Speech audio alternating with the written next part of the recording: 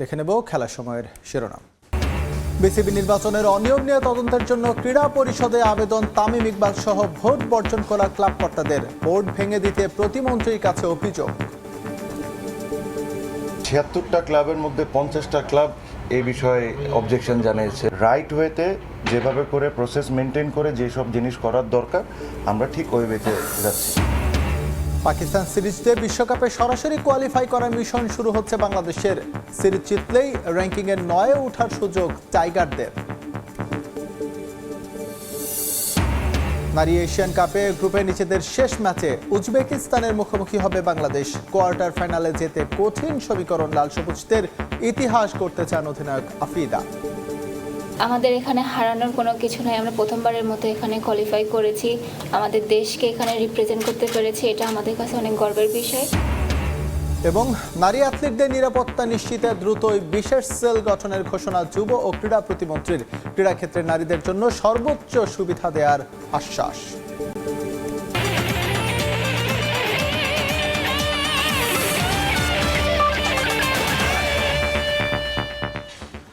ইতিহাসের প্রথম দল হিসেবে ঘরের মাঠে টি-20 বিশ্বকাপ জয়ের স্বাদ পেল ভারত। স্যামসন বুমরাহ ফেলকিতে টিম ইন্ডিয়ার সামনে পাত্তাই পেল না নিউজিল্যান্ড। বিশ্বকাপ ইতিহাসে সর্বোচ্চ 96 রানে হেরেছে ব্ল্যাক ক্যাপস। আহমেদাবাদের নরেন্দ্র মোদী স্টেডিয়ামে ভারতের দেয়া 256 রানের টার্গেটে 159 রানে গুটিয়ে যায় নিউজিল্যান্ড। 4 উইকেট নিয়ে ফাইনাল সেরা জসপ্রীত বুমরাহ ফাইনালে 89 রান সহ 3 ম্যাচে 321 রান করে man of the tournament Sanju Samson. এবার আর কোনো হৃদয় ভাঙার গল্প নয়, ঘরের মাঠই অনন্য ইতিহাস ভারতের। ফাইনালে একক আধিপত্য, সঙ্গে বিশ্বের প্রথম স্বাগতিক দল হিসেবে টি-20 বিশ্বকাপের ট্রফি জয় টিম ইন্ডিয়ার। আইসিসি ইভেন্টে আরও একবার হতাশা সঙ্গী হলো নিউজিল্যান্ডের। আহমেদাবাদের 1,32,000 ধারণ ক্ষমতার নরেন্দ্র মোদী স্টেডিয়াম ছিল কানায় কানায় পূর্ণ। ক্রিকেট থেকে বলিউড, ভারতের সব অঙ্গনের তারকারাই হাজির ঐতিহাসিক এই ফাইনালে। সবকিছুই পক্ষে, তবুও মনে ভয়। বারবার ঘুরে ফিরে আসছিল 2023 বিশ্বকাপ ফাইনাল হারের স্মৃতি, কিন্তু ব্ল্যাক ক্যাপদের কোনো সুযোগই দিল না মেন ইন ব্লু। শুরু থেকেই ভুলে ভরা নিউজিল্যান্ড। ব্যাটিং স্বর্গে তাদের সিদ্ধান্তকে প্রথমেই ভুল প্রমাণ করল ভারত। টস হারের পর ব্যাটিং পাওয়াটা তাদের জন্য আশীর্বাদ হয়ে ধরা দেয়। রীতিমতো তাণ্ডব শুরু করেন দুই ওপেনার অভিষেক শর্মা ও সঞ্জু স্যামসন। আহমেদাবাদে নিজেদের দর্শকদের একের পর এক 4 ছক্কার উল্লাসে মাতিয়ে 18 বলে 50 করে বিশ্বকাপ ফাইনাল ইতিহাসে দ্রুততম 50 রেকর্ড নিজের নামে লেখান অভিষেক। স্যামসন অভিষেক জাদুতে পাওয়ার প্লেতেই ভারতের রান 92। তবে অভিষেককে 52 রানেই ফিরিয়ে দেন রচিন রবীন্দ্র, যদিও তাতে খুব একটা লাভ হয়নি। ঈশান কিষান যেন আরও ভয়ানক। স্যামসনও শুরু করেন আগ্রাসী ব্যাটিং। 7 ওভার 2 বলেই 100 রানের গন্ডি পার করে ভারত। 50 তুলে নেন স্যামসনও। দুজনের 48 বলে 105 রানের পার্টনারশিপের বড় পুঁজি যোগ হয় ভারতের স্কোরবোর্ডে। পরে দলীয় 203 রানে ব্যক্তিগত 89 রান করে ফিরে যান স্যামসন। 2 রানের ব্যবধানে 25 বলে 54 করা ঈশান কিষান নিশামের শিকার। এরপর রানের গতি কিছুটা স্লো হলেও শেষ দিকে সেটা পুষিয়ে নেন শিবাম দুবে। তার 8 বলে 26 রান 255 রানের সংগ্রহ এনে দেয় ভারতকে। জবাবে এদিন আর নিজের ভেলকি দেখাতে পারেননি ওপেনার ফিন অ্যালেন। অক্ষর 9 রানেই থামিয়ে দেন তাকে। টিম শেফার্ড অবশ্য কিছুক্ষণ চেষ্টা করে গেছেন, কিন্তু রচিন, ফিলিপস, চ্যাপম্যান 2 অঙ্কের স্কোরই স্পর্শ করতে পারেননি। 26 বলে 52 করে ফিরতে হয় শেফার্ডকেও। পরে ডেরেল মিচেল ও অধিনায়ক মিচেল স্যান্টনারের 52 রানের পার্টনারশিপ হারের ব্যবধানটাই কমিয়েছে। বিশ্বকাপ ইতিহাসে সর্বোচ্চ 96 রানের জয় তুলে নেয় ভারত। আর 2019 থেকে গেল 7 বছরে 4 আইসিসি ইভেন্টের ফাইনাল হারের স্বাদ পেল ব্ল্যাক ক্যাপস। ম্যাচে সর্বোচ্চ 4 উইকেট নেন বুমরা আর 3 উইকেট শিকার অক্ষরের। ফাইনালে ম্যাচ সেরাও বুমরা। আর বিশ্বের প্রথম দল হিসেবে টানা 2 টি-20 বিশ্বকাপ শিরোপা ও সব মিলিয়ে তৃতীয় শিরোপা জয় উদযাপন করে টিম ইন্ডিয়া। তামিম হোসেন, সময় সংবাদ। বর্তমান ক্রিকেট বোর্ডকে অবৈধ দাবি করে গেল বিসিবি নির্বাচনে অনিয়ম নিয়ে স্বাধীন তদন্ত কমিটি গঠনের দাবিতে ক্রীড়া প্রতিমন্ত্রীর কাছে অভিযোগপত্র দিয়েছেন ঢাকার ক্লাবগুলোর কর্তারা। 76 ক্লাবের মাঝে 50 ক্লাব ভোট না দেওয়ার পরও কিভাবে পরিচালক নির্বাচিত হন সেই বিষয় নিয়েও প্রশ্ন তোলেন তারা। ক্রীড়া প্রতিমন্ত্রীর কাছে অভিযোগ দেওয়ার পাশাপাশি আইনিভাবেও লড়বেন নির্বাচনী বর্জন করা ক্লাব কর্তারা। জাতীয় নির্বাচনের পর থেকে আলোচনায় সাবেক ক্রীড়া উপদেষ্টা আসিফ মাহমুদের সাজানো বর্তমান ক্রিকেট বোর্ডের ভবিষ্যৎ নিয়ে নিয়ম নীতির তোয়াক্কা না করে নিজের পছন্দ মতো মানুষদের কাউন্সিলর বানিয়ে নির্বাচন করেন আসিফ, যে কারণে নির্বাচন বর্জন করেছিলেন তামিম ইকবাল সহ হেভিওয়েট সংগঠকরা। বোর্ড ভাঙতে আনুষ্ঠানিক কার্যক্রম শুরু করেছেন বিএনপিপন্থী সংগঠকরা। মাসুদুজ্জামান, রফিকুল ইসলাম বাবু, ফাহিম সিনহা, লোকমান হোসেনদের সঙ্গে জাতীয় ক্রীড়া পরিষদে হাজির তামিম ইকবাল বোর্ডের বৈধতার বিষয়ে লিখিতভাবে অভিযোগ দিয়েছেন ক্রীড়া প্রতিমন্ত্রীর নিকট। ফর্মাল কমপ্লেন্টই বলতে পারেন এটা করতে আসছে। এটা সবচেয়ে অবাক করার বিষয় যেটা হলো যে ৭৬টা ক্লাবের মধ্যে ৫০টা ক্লাব এই বিষয়ে অবজেকশন জানিয়েছে যে এই ইলেকশনটা রাইট ওয়েতে হয়নি। রাইট ওয়েতে যেভাবে করে প্রসেস মেনটেন করে যেসব জিনিস করার দরকার আমরা ঠিক ওই ওয়েতে যাচ্ছি। আমরা ওইভাবে করে আগানোর চেষ্টা করতেছি, এখানে কোনো জোর জবরদস্তি কিছু না, বিকজ আমরা বিশ্বাস করি আমাদের যে কথাগুলো আছে বা এনাফ প্রুফ যেগুলো আছে ওটা যৌক্তিক। তৎকালীন বোর্ড পরিচালক ফাহিম সিনহা ভেতর থেকে দেখেছেন কিভাবে বাছাই করা হয়েছে বিসিবি কাউন্সিলর। ঢাকার ৭৬ ক্লাবের মাঝে ৫০ ক্লাব নির্বাচন বর্জন করার পরও নির্বাচিত হয়েছেন পরিচালক। তদন্ত কমিটির কাছে তুলে ধরতে চান সবকিছু। ইলেকশনটা যেভাবে হয়েছে আমরা যদি সেম ওয়েতে বোর্ডটা ভাঙার জন্য আবেদন জানাই, ব্যাপারটা সঠিক হবে না। আবেদন করেছি একটা ইন্ডিপেন্ডেন্ট আপনার ইনভেস্টিগেশন বডির জন্য, যেখানে আপনার এনএসসির একজন রিপ্রেজেন্টেটিভ থাকতে পারবে এবং ফরমেশনটা কীভাবে হবে এটা সরকার ডিসাইড করবে। তো আপনার অবশ্যই তদন্ত হলে এখানে আমাদের উইটনেস নেওয়া হবে আমাদের থেকে, আপনার ওই টাইমে আমরা কে কী ফেস করেছি। কারণ আপনারা জানেন ওই টাইমে আপনার ওই বোর্ডেরই ভাইস প্রেসিডেন্ট আমি ছিলাম। তো আমি কি ফেস করেছি ভিতরে, মানে ইন্টারনালি আপনার কিভাবে ম্যানুপুলেট করার চেষ্টা করা হচ্ছিল আমার চোখের সামনে, ওইগুলো আমি যেন বলতে পারি। কিছুই ঘটেছে যেগুলো আপনার রেকর্ডেড বোর্ড মিটিংয়েও ঘটেছে, যেগুলো আপনার অলরেডি রেকর্ডেড। আমরা চ্যালেঞ্জ করবো ওইগুলোকে নিয়ে যদি তারা ওগুলো ডিনাই করে। দলীয় প্রভাব কিংবা জোর জবরদস্তি নয়, নিয়মতান্ত্রিকভাবে তদন্ত দাবি করেছেন সংগঠকরা। স্বাধীনতার পরে আগের যে কোনো নির্বাচনকে হার মানিয়েছে এরকম বন্দোবস্ত হয়েছিল। আমরা ওনাদেরকে একটা তদন্তের জন্য আবেদন করেছি। এই তদন্তটা যাতে ওনারা দ্রুত করে সেই দিকে আর কি, যেহেতু আমরা আসলে খেলার মাঠে ফিরে যেতে চাই। ক্রিকেটটা ক্রিকেটের মাঠে করা অনেক দিন যাবৎ আমরা আসলে ক্রিকেটের মাঠ থেকে দূরে। একটি লিগ্যাল নোটিশ পাঠিয়েছিলাম, কিন্তু তারা অদ্যাবধি তারা সেটার উত্তর দেয়নি। তা আমরা পর্যায়ক্রমে ধাপে ধাপে কিন্তু তারা আমাদেরকে ইনসাল্ট করেছে, যার ফলশ্রুতিতে আজকে ক্রিকেটের কি অবস্থা, ইন্টারন্যাশনাল এবং ডোমেস্টিক লিগে দেখেন আজকে অচল অবস্থা। তো আমরা এটা চাইনি। আমরা চেয়েছিলাম যে অ্যাটলিস্ট 5ই আগস্টের পরে যে নির্বাচনগুলি হবে সেটা সুন্দরভাবে হবে। তামিম, মাসুদুজ্জামান, রফিক বাবুদের এই পদক্ষেপ কিছুটা হলেও চাপে ফেলবে বর্তমান কমিটিকে। ঈদের পর আরও গতি আসবে ক্লাবগুলোর এমন কার্যক্রমের। তারেক হাসান শিমুল, সময় সংবাদ, ঢাকা। নির্ধারিত সূচির একদিন আগেই বাংলাদেশে এসে পৌঁছেছে পাকিস্তান ক্রিকেট দলের সদস্যরা। রোববার ভোর 4:20 করাচি থেকে সরাসরি ঢাকার শাহজালাল আন্তর্জাতিক বিমানবন্দরে পৌঁছায় শাহিন শাহ আফ্রিদিরা। পূর্ব নির্ধারিত সূচি অনুসারে 9 মার্চ ঢাকায় আসার কথা ছিল পাকিস্তান ক্রিকেট দলের, কিন্তু মধ্যপ্রাচ্যে চলমান সংকটের কারণে অনিশ্চয়তায় পড়ে যায় ওয়ানডে সিরিজটির ভাগ্য। তাই ঝামেলা এড়াতে বিমান বাংলাদেশের সরাসরি ফ্লাইটে একদিন আগেই বাংলাদেশে আসলো শাহিন শাহ আফ্রিদি বাহিনী। ভোরে বিমানবন্দরে নামলেও তারা বের হতে হতে সকাল হয়ে যায়। বিমানবন্দরের ভেতরেই সেহরি এবং ফজরের নামাজ আদায় করেছেন পাকিস্তানি ক্রিকেটাররা। 15 ক্রিকেটারের সঙ্গে 7 জন সাপোর্টিং স্টাফ এসেছেন এই দফায়। এর আগে গতকাল মাইক হেসনের নেতৃত্বে 5 কোচিং স্টাফ আসেন বাংলাদেশে। আজ বিশ্রামে থাকবে পাকিস্তান। 9 এবং 10 মার্চ দুটো অনুশীলন সেশনে যোগ দেবেন ক্রিকেটাররা। ওয়ানডে সিরিজ শুরু হবে 11 মার্চ মিরপুরে। বাকি 2 ম্যাচও একই ভেন্যুতে 13 এবং 15 মার্চ। টি-20 বিশ্বকাপ ব্যর্থতায় ক্রিকেটারদের এখন পর্যন্ত কোনোই আর্থিক জরিমানা করেনি পিসিবি। বোর্ডের আনুষ্ঠানিক বিবৃতি ছাড়া গণমাধ্যমে এমন খবর প্রকাশে ক্ষোভ ছেড়েছেন পাকিস্তানের wicket keeper batsman Mohammad Rizwan.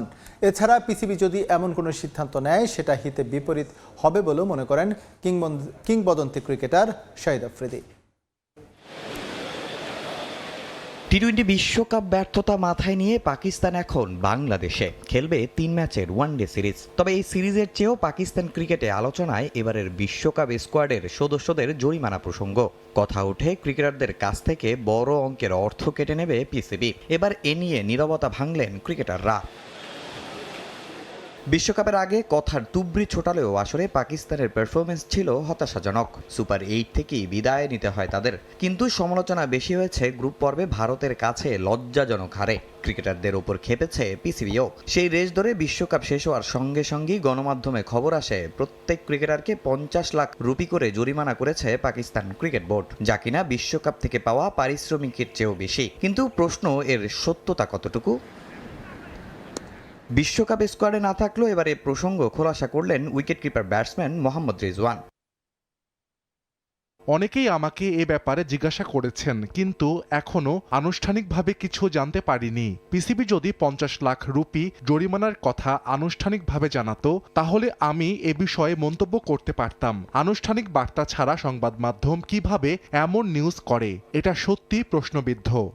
PCB থেকে আনুষ্ঠানিক কোনো বার্তা না দিলেও সংবাদ মাধ্যমের খবরের পর এ নিয়ে আলোচনা সমালোচনা চলছে সাবেকদের মধ্যেও। অনেকে সাধুবাদ জানালেও এর ঘোর বিরোধী পাকিস্তানের সাবেক অধিনায়ক শহীদ আফ্রিদি। পাকিস্তান ক্রিকেট বোর্ডকে বিকল্প ভাবার পরামর্শ দিলেন এই কিংবদন্তি। এটা খুবই ছোট মানসিকতার সিদ্ধান্ত হবে। 50 লাখ রুপি জরিমানা করে লাভটা কি হবে? বরং যারা পারফর্ম করতে পারেনি তাদের প্রথম শ্রেণীর ক্রিকেটে পাঠানো উচিত। এবারের বিশ্বকাপে স্কোয়াডের কেউ কেউ আছে যাদের 2-3 বছর জাতীয় দলের বাইরে রাখা ভালো হবে। তবে এখন পর্যন্ত আর্থিক জরিমানার বিষয় নিয়ে কিছু না বললেও ইতোমধ্যে অ্যাকশন নেওয়া শুরু করেছে পিসিবি। বাংলাদেশ সিরিজে নিয়মিত ক্রিকেটারদের বসিয়ে রেখে নতুন 6 মুখ স্কোয়াডে সুযোগ দিয়েছে নির্বাচকরা। বাদ পড়েছেন বাবর আজম, সাইয়ুম আইয়ুবদের মতো ক্রিকেটাররা। তামিম হোসেন, সময় সংবাদ। এবার ফুটবল প্রসঙ্গ। নারী এশিয়ান কাপের গ্রুপ পর্বে নিজেদের শেষ ম্যাচে উজবেকিস্তানের মুখোমুখি হবে বাংলাদেশ। তৃতীয় সেরা দুই দলের মধ্য থেকে কোয়ার্টার ফাইনালে যেতে হলে শুধু বড় জয় পেলেই চলবে না, লাল সবুজদের অপেক্ষা করতে হবে বাকি দলগুলোর ফলাফলের জন্য। তবে সমীকরণের মারপ্যাচে না গিয়ে ফুটবলারদের কাছে সেরা পারফরমেন্স চান কোচ পিটার বাটলার। ইতিহাস গড়তে চান অধিনায়ক আফিদাও। পার্থ রেক্টেঙ্গুলার স্টেডিয়ামে ম্যাচ শুরু বিকেল 5টায়। অস্ট্রেলিয়া থেকে আরও জানাচ্ছেন পারভিন আক্তার। দেশের ফুটবলকে অনন্য উচ্চতায় নিয়ে গেছেন নারী ফুটবলাররা। আন্তর্জাতিক নারী দিবসেও নিজেদের লক্ষ্যের প্রতি অবিচল জয়িতারা। নারী এশিয়ান কাপে প্রথম ম্যাচে চীন, পরের ম্যাচে শক্তিশালী উত্তর কোরিয়ার কাছে হেরে ব্যাকফুটে বাংলাদেশ। তবে হারলেও আসলে ফুটবলারদের প্রাপ্তির খাতায় যোগ হয়েছে অনেক। নতুন ইতিহাসের খোঁজে সিডনি থেকে পার্থে লাল সবুজ। উজবেকিস্তানকে হারাতে পারলে এশিয়ান কাপে নারী পুরুষ যে কোনো ফুটবলে মিলবে প্রথম জয়ের স্বাদ। স্বপ্ন বাস্তবায়নে পার্থ রেক্টাঙ্গুলার স্টেডিয়ামে নামবে আফিদারা। 2015 সালে এই মাঠেই এশিয়ান কাপে খেলে গেছে জামাল ভুঁইয়ারা। সে মাঠেই উজবেকিস্তান বধের ছক কষছেন কোচ। কখনো রসিক, কখনো আবার দার্শনিকের মতো কথা বলা বাটলার জানিয়ে দিলেন তার কাছে জয় পরাজয় মুখ্য নয়, মেয়েদের পারফরমেন্সের উন্নতিতেই চোখ রাখছেন তিনি। এশিয়ান কাপের জন্য আমরা কতটা প্রস্তুতি নিয়ে এসেছিলাম এটা সবাই জানে। আমাদের ফুটবলাররা ডে বাই ডে উন্নতি করেছে। হাড্ডাহাড্ডি ম্যাচ হবে, ওদের কাছে সেরাটা চাই আমি। মাঠে ওরা ভালো ফুটবল খেলতে পারলে ফলাফল আমাদের পক্ষে আসতে পারে। উজবেকিস্তান ভালো দল, আমাদের সতর্ক থাকতে হবে। শেষ ম্যাচে রক্ষণে সেরাটা দিতে পারেননি অধিনায়ক আফিদা। তার ভুলে গোল হজম করেছিল বাংলাদেশ। ভুল থেকে শিক্ষা নিয়ে উজবেকিস্তানের বিপক্ষে পরিকল্পনা অনুযায়ী খেলতে চান অধিনায়ক। উজবেকিস্তানের সাথে আমরা অবশ্যই চেষ্টা করব আমাদের সেরাটা দিয়ে খেলার। আমাদের এখানে হারানোর কোনো কিছু নাই। আমরা প্রথমবারের মতো এখানে কোয়ালিফাই করেছি, আমাদের দেশকে এখানে রিপ্রেজেন্ট করতে পেরেছি, এটা আমাদের কাছে অনেক গর্বের বিষয়। উত্তর কোরিয়ার বিপক্ষে মাঝ মাঠে স্বাভাবিক খেলাটা খেলতে পারেননি মনিকা, মারিয়া, ঋতুপর্ণা চাকমারা। উজবেকিস্তান ম্যাচের আগে তাই সতর্ক মিডফিল্ডাররা। ম্যাচের আগের দিন দুই দলে ভাগ হয়ে প্রস্তুতি ম্যাচও খেলেছে লাল সবুজ। এ ম্যাচে একাদশ নিয়ে খুব বেশি পরীক্ষা নিরীক্ষার পক্ষে নন কোচ। দুই ম্যাচে বাংলাদেশ গোল হজম করেছে 7টি, প্রতিপক্ষ উজবেকিস্তান করেছে 6টি। তৃতীয় সেরা দল হয়ে কোয়ার্টার ফাইনালে ওঠার দৌড়ে এগিয়ে আছে আরও কয়েকটি দেশ। তবে চাপমুক্ত থেকে নিজেদের খেলায় ফোকাস করতে চায় বাংলাদেশ। এশিয়ান কাপে উজবেকিস্তানের বিপক্ষে গ্রুপ পর্বে নিজেদের শেষ ম্যাচ। জটিল সমীকরণের সামনে দাঁড়িয়ে বাংলাদেশ কোয়ার্টার ফাইনালে যেতে চাইলে শুধু বড় ব্যবধানে জিতলেই হবে না, তাকিয়ে থাকতে হবে অন্য দলগুলোর ফলাফলের দিকেও। পারভিন আক্তার, সময় সংবাদ, অস্ট্রেলিয়া। সবার আগে নারী অ্যাথলিটদের নিরাপত্তা নিশ্চিত করা হবে এবং এজন্য দ্রুত একটি বিশেষ সেল গঠন করা হবে বলে জানিয়েছেন যুব ও ক্রীড়া প্রতিমন্ত্রী আমিনুল হক। আন্তর্জাতিক নারী দিবস উপলক্ষে বিশেষ এক আলোচনা সভায় এমন মন্তব্য করেন তিনি। নারীরা যাতে ক্রীড়াঙ্গনে নিজেদের আরও ভালোভাবে মেলে ধরতে পারেন এজন্য সর্বোচ্চ সুবিধা নিশ্চিত করা হবে বলেও নিশ্চয়তা দেন যুব ও ক্রীড়া প্রতিমন্ত্রী। থেকে মাননীয় যুব ক্রীড়া প্রতিমন্ত্রীকে দেশের ক্রীড়াঙ্গনে যে গুটি কয়েক সফলতার গল্প তার অনেক কিছুতে আছে নারীদের অবদান। শত সীমাবদ্ধতা সত্ত্বেও পৃথিবীর বুকে লাল সবুজের ঝান্ডা উড়িয়েছেন তারা, দেশকে করেছেন সম্মানিত। তাই আন্তর্জাতিক নারী দিবসে এসব স্বর্ণকন্যাদের সম্মানিত করার প্রয়াস দেশের ইংরেজি গণমাধ্যম ডেইলি সানের। Grace presents Rise of Women's Sports শিরোনামের এই আয়োজনে যুব ও ক্রীড়া প্রতিমন্ত্রী আমিনুল হক ছাড়াও অংশ নেন দেশের বিভিন্ন অঙ্গনের নারী ক্রীড়াবিদ, কোচ, ক্রীড়া সংগঠক ও নীতি নির্ধারকরা। তাদের আলোচনায় উঠে আসে নারী ক্রীড়াবিদদের অগ্রগতি ও প্রতিবন্ধকতা সহ নানা চ্যালেঞ্জিং বিষয়। মেয়েদের ক্ষেত্রে বলবো যে মেয়েদের দেশের ক্রীড়াঙ্গনে নারীদের গুরুত্বপূর্ণ অবদান থাকলেও এখনও তাদের জন্য নিশ্চিত করা সম্ভব হয়নি নিরাপদ পরিবেশ। সম্প্রতি জাহানারা কাণ্ডে টালমাটাল হয়ে যায় ক্রিকেটাঙ্গন, যেখান থেকে শিক্ষা নিয়ে নারী অ্যাথলিটদের নিরাপত্তা নিশ্চিত করার জন্য দ্রুতই একটি বিশেষ সেল গঠন করার কথা জানিয়েছেন যুব ও ক্রীড়া প্রতিমন্ত্রী আমিনুল হক। নারীদের নিরাপত্তা নিশ্চিত করার জন্য আমি একটি সেল তৈরি করব, যেটি একজন বক্তা এখানে বলে গেছেন একটু আগে। সো সেখানে আমাদের নারীদের নিরাপত্তা থেকে শুরু করে আমাদের নারীদের কি পরিমাণ প্রত্যেকটি স্পোর্টসে কিভাবে সুযোগ সুবিধা বাড়ানো যায়, তাদের ফ্যামিলিয়াল কি সমস্যা রয়েছে, তাদের খেলাকে আরো বেশি তারা যাতে ভালোভাবে তাদের নিজেদেরকে তুলে ধরতে পারে, সে বিষয়গুলো তাদেরকে যত প্রকারের ফ্যাসিলিটিস দেওয়া দরকার সেই ফ্যাসিলিটিসগুলো আমরা তাদেরকে দিতে চাই। নানা সীমাবদ্ধতার ক্রীড়াঙ্গনে আরও বৈষম্যের শিকার দেশের নারী অ্যাথলিটরা, যে কারণে প্রতিভা থাকা সত্ত্বেও কাঙ্ক্ষিত সফলতা অর্জন করতে পারেন না তারা, যে বিষয়টি এবার সর্বোচ্চ গুরুত্ব পাচ্ছে যুব ও ক্রীড়া মন্ত্রণালয়ের কাছে। আর তাই নারীদের জন্য হ্যান্ডসাম অ্যামাউন্টের বেতন নিশ্চিত করার পাশাপাশি ট্রেনিং ও ফ্যাসিলিটিস সহ সর্বোচ্চ সুযোগ সুবিধা নিশ্চিত করার আশ্বাস দিয়েছেন ক্রীড়া প্রতিমন্ত্রী। যারা দেশের সম্মান বিদেশের মাটি থেকে নিয়ে আসে, আমরা সেই সকল জাতীয় খেলোয়াড়দেরকে বেতন কাঠামোর ভিতরে নিয়ে আসার ইতিমধ্যে পরিকল্পনা করেছি এবং আমরা দ্রুত সময়ের ভিতরে ইনশাআল্লাহ আমাদের নীতিমালা তৈরি হয়ে গেছে। বেতন কাঠামোর ভিতরে আনার পাশাপাশি আমাদের একটি ট্যাগলাইন রয়েছে যে ক্রিয়া হলে পেশা, পরিবার পাবে ভরসা। সেই ভরসার জায়গাটি আমি আপনাদের পরিবারের জন্য নিশ্চিত করতে চাই। বাংলাদেশের নারী ক্রীড়ার অগ্রযাত্রাকে এগিয়ে নেওয়া ও আন্তর্জাতিক অঙ্গনে দেশকে তুলে ধরার জন্য এদিন ক্রিকেটার সালমা খাতুন ও নিগার সুলতানা জ্যোতি, ফুটবলার সানজিদা আক্তার, ভারোত্তোলক মাবিয়া আক্তার সীমান্ত এবং সাঁতারু মাহফুজা খাতুন শিলাকে সম্মাননা প্রদান করা হয়। এস এম ইকবাল, সময় সংবাদ, ঢাকা। অনূর্ধ্ব 20 দলের হেড কোচ থেকে বাদ দেওয়া হলেও বাফুফের ইউথ ডেভেলপমেন্ট প্রোগ্রামের কোচ হয়ে থাকবেন গোলাম রব্বানী ছোটন। এদিকে 14 মার্চ মার্ক কক্সের অধীনে ক্যাম্প শুরু করবে বাংলাদেশ অনূর্ধ্ব 20 দল। জাতীয় দলের সঙ্গে একই হোটেলে উঠবে তারা। হামজাদের সঙ্গে প্রস্তুতি ম্যাচও খেলার কথা রয়েছে লাল সবুজ চুবাদের। প্রস্তুতির জন্য অল্প সময় পেলেও সাফ অনূর্ধ্ব 20-এর চ্যাম্পিয়ন হতেই মালদ্বীপ যাবে বাংলাদেশ, জানিয়েছেন হেড কোচ মার্ক কক্স। আগামী 23 মার্চ থেকে মালদ্বীপে শুরু হবে সাফ অনূর্ধ্ব 20 চ্যাম্পিয়নশিপ। সেই টুর্নামেন্ট সামনে রেখে গোলাম রব্বানী ছোটনের অধীনে যশোরে ক্যাম্প করেছে বাংলাদেশ দল। তবে সেই ছোটনকেই সরিয়ে টুর্নামেন্ট শুরুর কদিন আগে আইরিশ কোচ মার্ক কক্সকে উড়িয়ে আনে বাফুফে। মালদ্বীপে তাকেই দেখা যাবে লাল সবুজ যুবাদের ডাগআউটে। হঠাৎ করে ছোটনকে সরিয়ে দেওয়ায় প্রশ্ন উঠেছে। তবে বাফুফের ডেভেলপমেন্ট কমিটির চেয়ারম্যান নাসের শাহরিয়ার জাহিদি জানিয়েছেন অনূর্ধ্ব 20 দল থেকে ছোটনকে সরিয়ে দেওয়া হলেও বয়সভিত্তিকের ডেভেলপমেন্ট প্রোগ্রামে ঠিকই থাকছেন ছোটন। ইয়ুথ ফুটবল ডেভেলপমেন্টে গোলাম রব্বানী ছোটনের একটা অতীত ভূমিকা উজ্জ্বল। ইয়ুথ ফুটবল নিয়েও ছোটনের কার্যক্রমে আমরা অত্যন্ত সন্তুষ্ট এবং আজকে সকালেও তার সাথে আমার দীর্ঘ আলাপ হয়েছে। ছোটনকে আমরা অত্যন্ত গুরুত্বপূর্ণ কাজে আমাদের ইয়ুথ ডেভেলপমেন্টে সম্পৃক্ত করছি।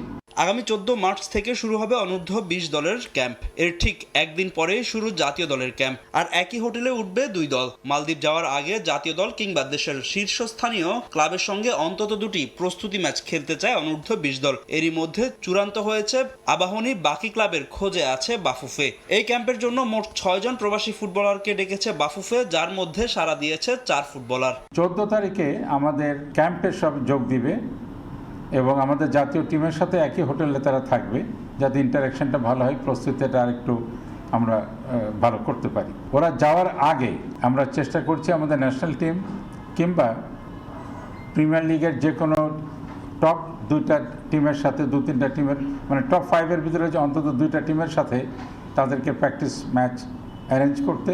Ibrahim Nawaz is from UK, Shushatu Mondal is from Canada, Farzad Aftab, Amir Sami, Declan Sullivan and Ronan Sullivan এই 4 জন US এর থেকে আসবে। এদিকে দলের সঙ্গে অনুশীলনের জন্য মাত্র 6 দিন সময় পাবেন নতুন কোচ মার্ক কক্স। এই অল্প সময়ের মধ্যে খেলোয়াড় বাছাই করা অনেকটা চ্যালেঞ্জিং হলেও সব প্রস্তুতি নিয়ে বাংলাদেশে এসেছেন তিনি। হ্যাঁ, টুর্নামেন্টে যাওয়ার আগে আমি দলের সঙ্গে অনুশীলনের জন্য মাত্র 6 দিন সময় পাবো, এটা সত্যি। তবে এই চ্যালেঞ্জ মাথায় নিয়েই আমি দায়িত্ব নিয়েছি। আমি সব কোচের সঙ্গে কথা বলেছি, প্লেয়ারদের সম্পর্কে তথ্য নিয়েছি। এছাড়া 3 জন সহকারী কোচ আমার সঙ্গে মালদ্বীপ যাচ্ছে। আমি পাকিস্তানে লম্বা সময় ধরে কাজ করেছি। দক্ষিণ এশিয়ার ফুটবল সম্পর্কে আমার ধারণা রয়েছে। আমরা চ্যাম্পিয়ন হওয়ার জন্যই মালদ্বীপ যাব। মাত্র 1 মাসের জন্যই মার্ক কক্সের সঙ্গে চুক্তি করেছে BAFUFE. Manchester United, Stoke City, ওলভারহ্যাম্পটনের বয়সভিত্তিক দলে কাজ করার অভিজ্ঞতা রয়েছে তার। ফাহিম ইসলাম, সময় সংবাদ, ঢাকা। মাদ্রিদে পুনর্বাসন প্রক্রিয়া শুরু হয়েছে ক্রিস্টিয়ানো রোনালদোর। সামাজিক যোগাযোগ মাধ্যমে একটি ছবি পোস্ট করে নিজেই বিষয়টি নিশ্চিত করেছেন CR7। তবে সেখানে কোনো আভাস নেই কবে নাগাদ আবারও মাঠে ফিরবেন রোনালদো। এদিকে দলের সবচেয়ে বড় তারকাকে ছাড়াই চ্যাম্পিয়ন হওয়ার স্বপ্ন দেখছে আল নাসর। বাইরের হাসি দেখে অনেক সময়ই ভেতরটা অনুমান করা কঠিন, তবে ক্রিস্টিয়ানো রোনালদোর এই ছবি দেখে তার ভেতরটা পড়ে নেওয়া যায় খুব সহজেই। ক্যামেরার সামনে পোজ দেওয়ার জন্য হয়তো সাবলীল ভঙ্গিতে আছেন রন, কিন্তু তার ভেতরটা ঠিকই পুড়ে যাচ্ছে অজানা শঙ্কা আর আক্ষেপের আগুনে। 1 মার্চ মাঠ ছেড়ে যখন উঠে গিয়েছিলেন পর্তুগিজ মহাতারকা, তখনও এতটা বিচলিত হননি তিনি যতটা বিচলিত করেছে তাকে আল নাসরের মেডিকেল রিপোর্ট।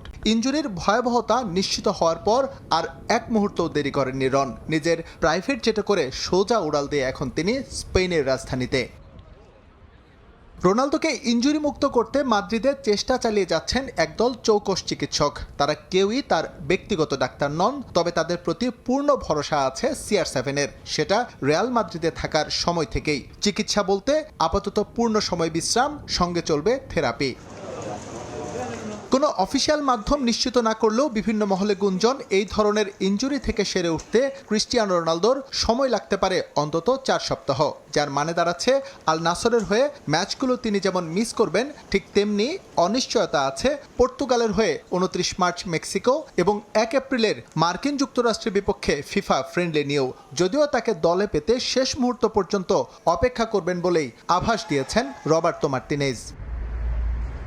এদিকে 2018-19 মৌসুমের পর সৌদি প্রো লিগ চ্যাম্পিয়নশিপ ডাকছে আল নাসরকে। 25 রাউন্ড শেষে শীর্ষস্থান ধরে রেখেছে দ্য বিগ ইয়েলোজ, কিন্তু তাদের একেবারে ঘাড়ে শ্বাস ফেলছে আল আহলি এবং আল হিলাল। একটা ম্যাচে পা হড়কালেই হারাতে হবে শীর্ষস্থান। এমন পরিস্থিতিতে ক্রিস্টিয়ানো রোনালদোর সার্ভিস না পাওয়া দলের জন্য বেশ হতাশার। দলের সেরা তারকাকে ছাড়া খুব একটা অপশনও হাতে নেই হোর্হে জেসুসের। ঘরের মাঠে গেল ম্যাচে জয় পেতে বেশ বেগ পেতে হয়েছে তাদের, কারণ পুরো মৌসুম জুড়েই অফ ফর্মে কিংসলে কোমান ও সাদিও মানে। হুয়াও ফেলিক্স ভরসার প্রতীক হলেও একা তার পক্ষে দলকে কতটুকুই বা টানা সম্ভব। তাই রোনালদো যোগ দেওয়ার পর প্রথমবারের মতো প্রো লিগ জয়ের যে সম্ভাবনা তৈরি হয়েছে আল নাসরের, শেষ পর্যন্ত নিভে যেতে পারে সে আলো। SM ইকবাল, সময় সংবাদ। টি-20 বিশ্বকাপের সেমিফাইনাল থেকে বিদায় নিলেও দেশে ফিরতে পারছে না সাউথ আফ্রিকা ও ওয়েস্ট ইন্ডিজের ক্রিকেটাররা। মধ্যপ্রাচ্যে অস্থিরতার কারণে আকাশপথ বন্ধ থাকায় গেল 1 সপ্তাহ ধরে কলকাতায় থাকতে হচ্ছে তাদের। তবে একই সময়ে ইংল্যান্ড দল বিশেষ বিমানে ভারত ছাড়াই ICCর বিরুদ্ধে বৈষম্যের অভিযোগ তুলেছেন অনেকে। বিতর্কের মুখে অবশেষে প্রোটিয়া ও ক্যারিবীয় ক্রিকেটারদের জন্য চার্টার্ড ফ্লাইটের ব্যবস্থা করেছে বিশ্ব ক্রিকেটের নিয়ন্ত্রক সংস্থা। মঙ্গলবার দেশে ফেরার কথা রয়েছে তাদের। মাঠের লড়াই শেষ হয়েছে সপ্তাহখানেক আগে। স্বাভাবিকভাবে আরও আগেই পরিবারের কাছে থাকার কথা ছিল, কিন্তু কলকাতার হোটেলই ঘরবাড়ি হয়ে ওঠে সাউথ আফ্রিকা ও ওয়েস্ট ইন্ডিজ দলের ক্রিকেটারদের। হারের হতাশার চেয়েও বড় হয়ে দাঁড়ায় দেশে ফেরার অনিশ্চয়তা।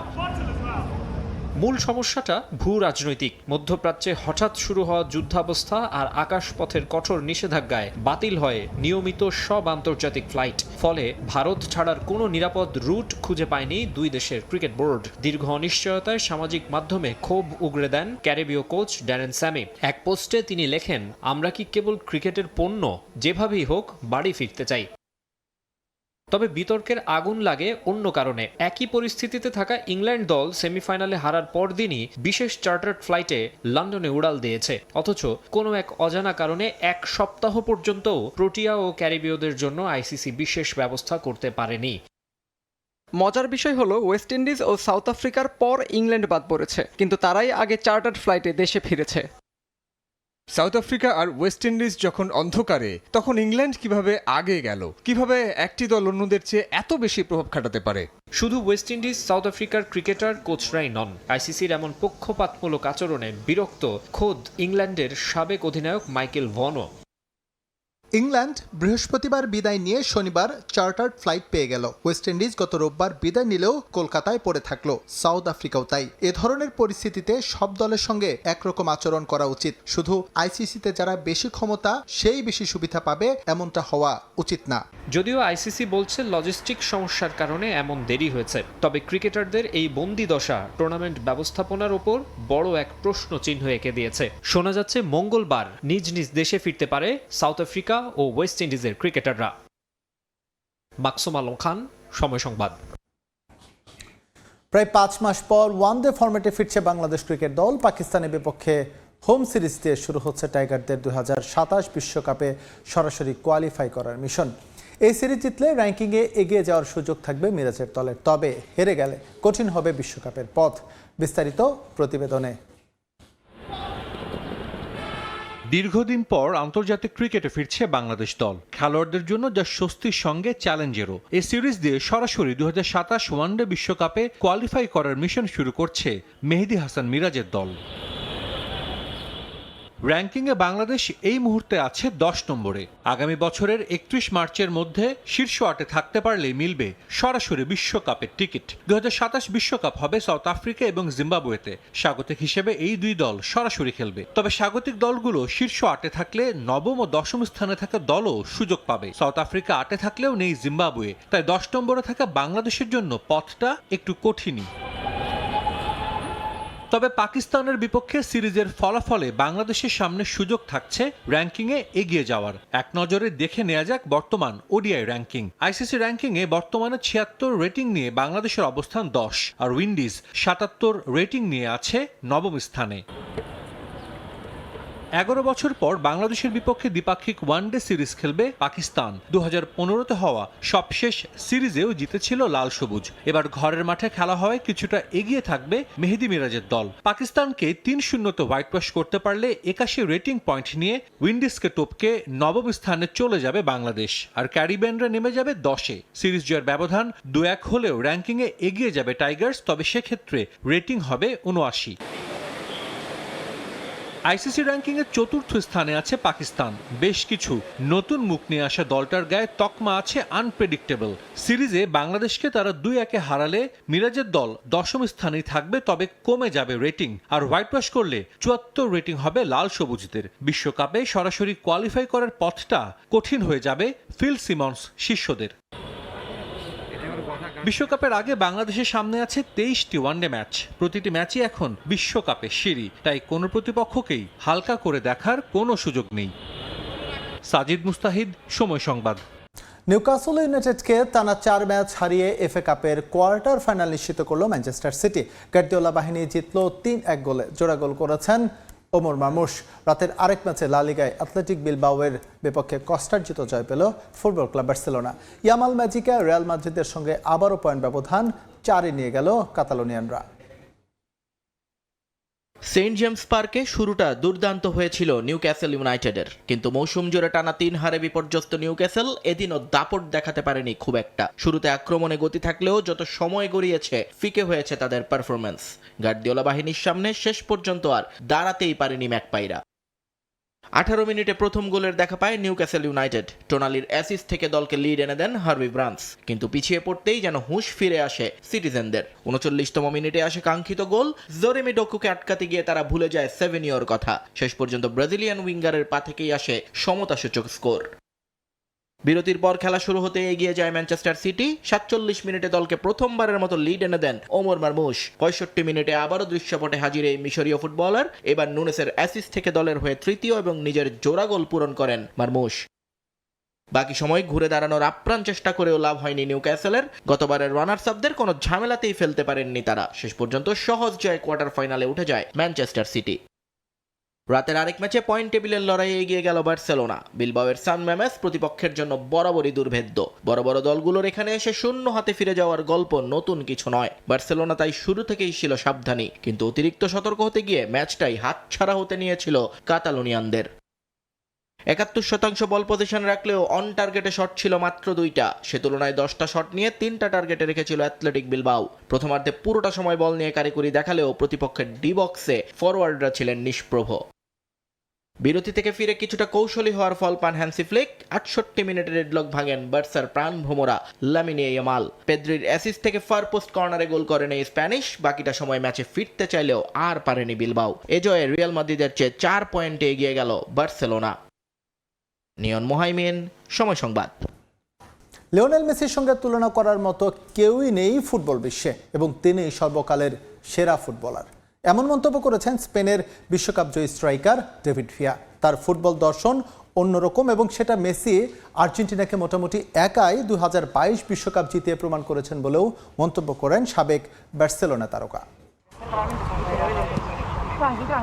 যুগে যুগে কত ফুটবলারই তো এসেছেন, নিজস্ব ভঙ্গিতে নিজেদের জাত চিনিয়েছেন, বিভিন্ন কীর্তি গড়ে ঠাঁই করেছেন অমরত্বের পাতায়। লিওনেল মেসি তাদেরই দলে। প্রায় 2 যুগের ফুটবল ক্যারিয়ারে তার অপ্রাপ্তি বলে কিছুই নাই। যে ঘাটতিটুকু ছিল কাতার বিশ্বকাপটা পরিপূর্ণ করে দিয়েছে। তাই অনেকের কাছে লিও সর্বকালের সেরা, আবার অনেকের কাছে না। পেলে ম্যারাডোনা বিতর্কের পর ফুটবল বিশ্বের সবচেয়ে লম্বা সময় ধরে চলা বিতর্ক এখন মেসি রোনালদো। একই সময় দুজন নিজেদের ক্যারিয়ার এমনভাবে টেনে নিয়ে গেছেন তার নজির নেই অন্য কোনো যুগে। যদিও অর্জনের পাল্লায় রনের তুলনায় এখন ঢের এগিয়ে মেসি, তারপরও অনেকেই তর্ক জুড়ে দেন, কিন্তু কোনো তর্ক করেন না স্পেনের বিশ্বকাপ জয়ী ফুটবলার ডেভিড ভিয়া। তার দৃষ্টিতে মেসি কারো সঙ্গেই তুলনা করার মতো না। আমি সবসময় বলেছি এবং এর প্রমাণ হিসেবে হাজারো পত্রিকার আর্কাইভ আছে, আমি জীবনে লিওর মতো কাউকে দেখিনি। আমার চোখ যা দেখেছে তাতে সেই বিশ্বের সেরা খেলোয়াড়। মেসি বার্সেলোনায় যখন খেলতেন তার নামের পাশে বিশেষণ যোগ করা হয়েছিল প্লে স্টেশনের ফুটবলার। অবশ্য অনেকেই বলতেন তার পাশে আন্দ্রেস ইনিয়েস্তা আর সাবির মতো ফুটবলার ছিলেন বলেই এতটা অপ্রতিরোধ্য হয়ে উঠেছিলেন লিও। কিন্তু এই মন্তব্যের সঙ্গে মোটেও একমত নন তারই সাবেক সতীর্থ ভিয়া। তার দৃষ্টিতে মেসি যে পজিশনেই খেলবেন সেখানেই তার সেরা হওয়ার যোগ্যতা আছে। আমি ভিক্টরকে বলেছিলাম একদিন যদি মেসি বলে সে গোলকিপার হতে চায় তাহলে সে তোমার জায়গাটাও নিয়ে নিবে। সে মজা করত, কিন্তু আসলে জাভি হার্নান্দেজ ও আন্দ্রেস ইনিয়েস্তার চেয়েও ভালো। সে যদি স্ট্রাইকার হতো তাহলে হেডিংয়ের সেরা হতো, আর ফ্রি কিকের কথা বললে সে প্রায় সবগুলোই জালে জড়াতো। একটা সময় মেসিকে বলা হতো ক্লাব ফুটবলার, জাতীয় দলের হয়ে তিনি কিছুই করতে পারেন না। তবে এখন আর তা বলার সুযোগ নেই। বয়সকে বুড়ো আঙ্গুল দেখিয়ে কাতার বিশ্বকাপে সে যা করে দেখিয়েছে তাতে স্তব্ধ হয়ে গেছে গোটা বিশ্ব। ডেভিড ভিয়া মনে করেন এক্সট্রা অর্ডিনারি ফুটবল জ্ঞানের জন্য এটা সম্ভব হয়েছে। তার প্রতিভার পাশাপাশি মানসিক ও শারীরিক দিক থেকেও সে ছিল আলাদা, আর সেটাই সে প্রমাণ করেছে 2022 বিশ্বকাপে, প্রতিটি ম্যাচে নিজের কাঁধে আর্জেন্টিনাকে বহন করে। আরও একটা বিশ্বকাপ দরজায় কড়া নাড়ছে। মেসি এখনও নিশ্চিত করে বলেননি খেলবেন কিনা, তবে শেষ পর্যন্ত যদি তাকে আবারও আর্জেন্টিনার জার্সিতে দেখা যায় এই বয়সেও ভেলকি দেখানোর সামর্থ্য লিও রাখেন বলেই মনে করেন ডেভিড ভিয়া। এসএম ইকবাল, সময় সংবাদ।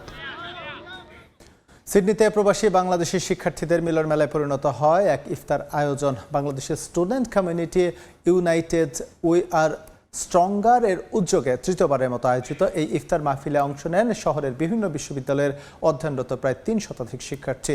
অনুষ্ঠানে এএফসি নারী এশিয়ান কাপ কভার করতে যাওয়া ক্রীড়া সাংবাদিকদেরও সংবর্ধনা দেওয়া হয়। পবিত্র রমজানের তাৎপর্য স্মরণ করার পাশাপাশি প্রবাসে থাকা শিক্ষার্থীদের মাঝে ভ্রাতৃত্ববোধ ও পারস্পরিক যোগাযোগ বাড়াতেই এই আয়োজন বলে জানান আয়োজকরা। ইফতারের আগে দেশ ও জাতির কল্যাণ কামনায় করা হয় বিশেষ দোয়া ও মোনাজাত। এ পর্যায়ে খেলার সময়ের শীর্ষ সংবাদগুলো জানিয়ে দিচ্ছি আরেকবার। বিসিবি নির্বাচনের অনিয়ম নিয়ে তদন্তের জন্য ক্রীড়া পরিষদে আবেদন। তামিম ইকবাল সহ ভোট বর্জন করা ক্লাব কর্তাদের বোর্ড ভেঙে দিতে প্রতিমন্ত্রীর কাছে অভিযোগ। ৭৬টা ক্লাবের মধ্যে ৫০টা ক্লাব এই বিষয়ে অবজেকশন জানিয়েছে। রাইট ওয়েতে যেভাবে করে প্রসেস মেনটেন করে যেসব জিনিস করার দরকার আমরা ঠিক ওই ওয়েতে যাচ্ছি। এবং নারী এশিয়ান কাপে গ্রুপে নিজেদের শেষ ম্যাচে উজবেকিস্তানের মুখোমুখি হবে বাংলাদেশ। কোয়ার্টার ফাইনালে যেতে কঠিন সমীকরণ লাল সবুজদের, ইতিহাস করতে চান অধিনায়ক আফিদা।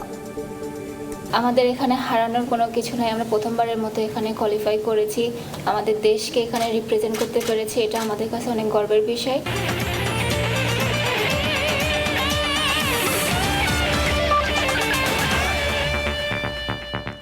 এই ছিল খেলার সময়ের পর প্রবাসের সময় যুক্ত হবেন রাইসা জান্নাত। ধন্যবাদ ইকবাল। প্রবাসের সময় নিয়ে আসছি কিছুক্ষণ পর, সঙ্গেই থাকুন সময়।